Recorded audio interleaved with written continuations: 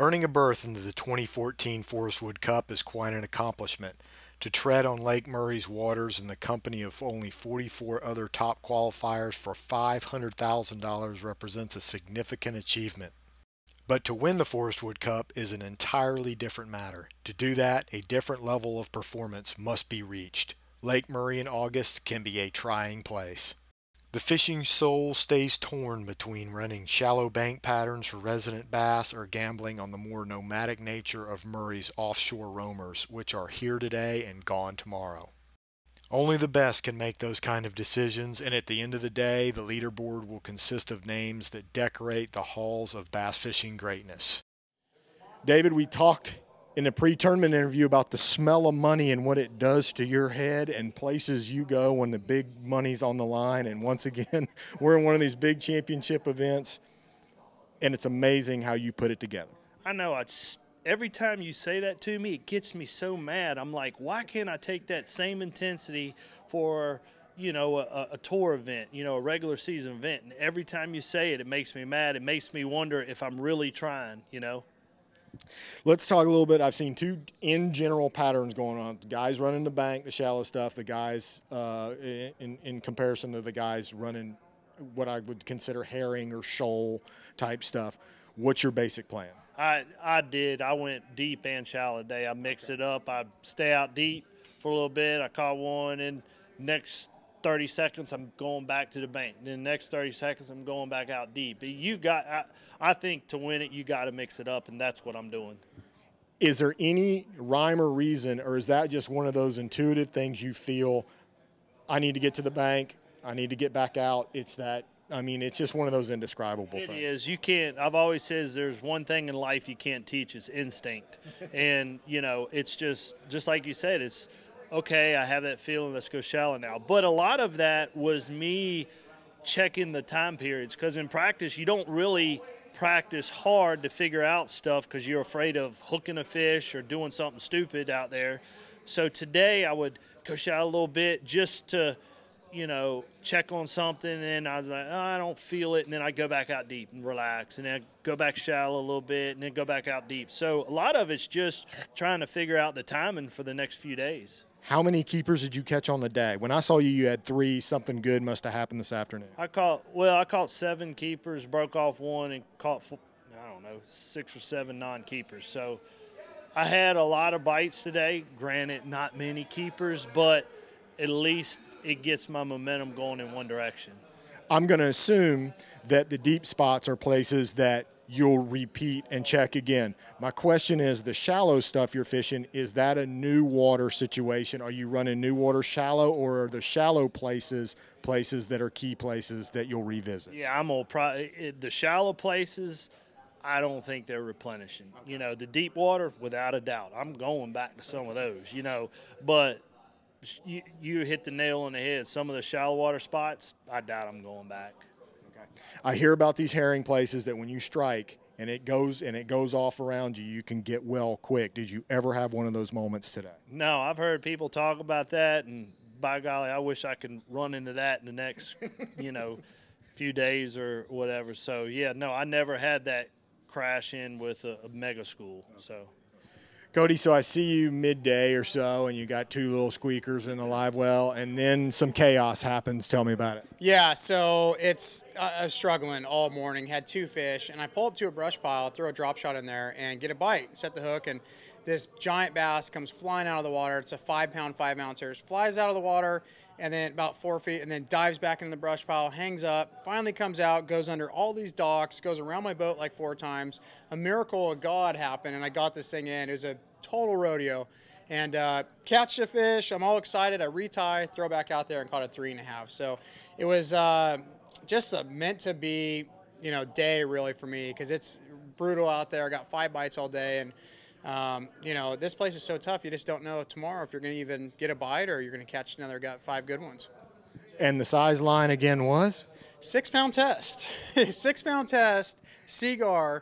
Sawing through the branches, comes out, like I say, then goes under all these docks, all these boats. Somehow it came out and I caught it. Giant bass, and it swallowed the hook. And then stayed alive rest of the day. Stayed alive, and I had to cut the hook off. The teeth didn't fray the line off, so I might have to go to 8, but I'm gonna stay with 6 because I gotta get those bites. When that happens on the first day of the Forestwood Cup, do you ever think to yourself, even for a moment, like, maybe a meant to be thing, just for a split second? For a split second, I can't lie, I did. But, we still got a long ways to go. And like I say, you could go out there tomorrow and not even get a bite. It's that tough. These fish are roaming around so much. It's a timing thing, and there's no set time they're going to be in one spot. So it's just kind of, take the dice, roll them out there, and if they land on the lucky numbers, and you catch them.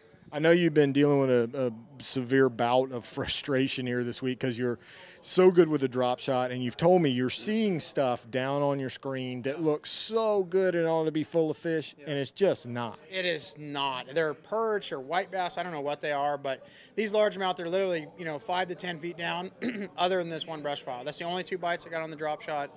And it was back-to-back casts. I threw it for another 4 or 5 hours, not even a sniff, anything. So it's I want to fish that way. I feel very comfortable fishing that way, but they're just not biting it right now. So that's the thing that makes it tough. And I really thought I can go shallow this morning and first half hour and catch maybe 1 or 2, and that didn't happen. And then I thought a couple areas I might catch 1 or 2, so that didn't happen either. And it's just a tough fishing out there. When you return to that brush pile tomorrow, I know you will you at least go to 8? I might go to 4. No. You know what? I'll split the difference. I'll go to 7. Bryan, out on the water today, looking at 2 basic types of patterns going on. Guys running the banks up shallow, other guys chasing those herring fish. In general, what's the game plan for you? My game plan is to fish shallow for the first couple hours and then fish a few deep places. And today I didn't have to fish any of my deep places. I fished all new water after about 10:30 to hopefully try to find some more fish shallow, and it never really happened. I never found any other fish shallow. So it's been a grind since 10 or 11 o'clock. So I had everything I've weighed by 10:30 probably. But at that point, you have to make a decision when you have what kind of weight you have in the bag. Should I push it? Like, do I need 15? Do I need, do I need 18? Or can I cut back and conserve at this point and look for new water? I feel like the way I'm catching them shallow, it's not a place where you're going to turn around and go back through there and get any more bites. It's a one pass, and if they're there, you're going to catch them. Okay. If not, it's not really going to do you any good to waste any more time in there. So, and that's why I didn't run anything else I fished in practice. I just tried to find new water today, and I ended up catching 1 3-pounder off something I hadn't fished in practice, but that was the only other bite I had from 11 o'clock till weigh in. I maybe caught 3 or 4 short fish and 1 3-pounder. Would you call this day a bonus day? In other words, it sounds like you didn't have to really touch any of the maybe better stuff you found? No, I wouldn't say that at all. My thinking was I've got a decent bag, so why go to places I feel like I can catch a keeper? Because if I am fortunate enough to make the cut, the top 20 cut or the top 10 cut, I think keepers are going to be hard to come by Saturday and Sunday, so I want to save as many as I can. Scott, we're watching 2 types of fishing going on here. Some guys are on the bank, committed to that shallower stuff. Some guys doing the offshore shoal herring deal. Looks like you're more on that shoal herring deal from what I saw. Is that what's happening? Yeah, this morning I started off the first cast I made. I caught a nice keeper, about a 2-pounder. And then it went quiet for a little while. Some fish were chasing, but it was just kind of, the spot really wasn't working right. So then I actually moved to a different location, and it wasn't quite as deep as the first spot. And I caught, started catching some fish up there, some nice ones. And as soon as I got my limit, I started thinking, I'm not on a big bunch of fish here. I have maybe 10 or 12 spots that I feel like I can catch a fish on right now. And I went into just like conserve mode at that point. Okay. It'd be nice to have a 16 or 17-pound bag and lead this thing right out of the gate. But at the same time, I want to at least have 12, 13 pounds a day. At the end of the day, that's what's going to win, I believe. So, maybe I'm the guy that just tries to chip away at it. And that's kind of how I approached it. Once I got my limit, I just kind of started fishing a little bit slower, a little bit different, trying some new stuff throughout the day, trying to really find some more spots. And I was able to make a nice call later in the day on a new spot I had never fished before. Just kind of found some fish there and caught like a nice 3-pounder. And I kind of saved probably 6 or 7 places that I felt like I could pull up on and catch one. I didn't even hit those today because I want to try to hit them for tomorrow or day 3 if I'm able to make that. So a little bit of a strategy here, but I caught some shallow too, so I did mix it up. My game plan was to kind of go back and forth, and the herring bite was good this morning, and then I had to mix it up in the afternoon.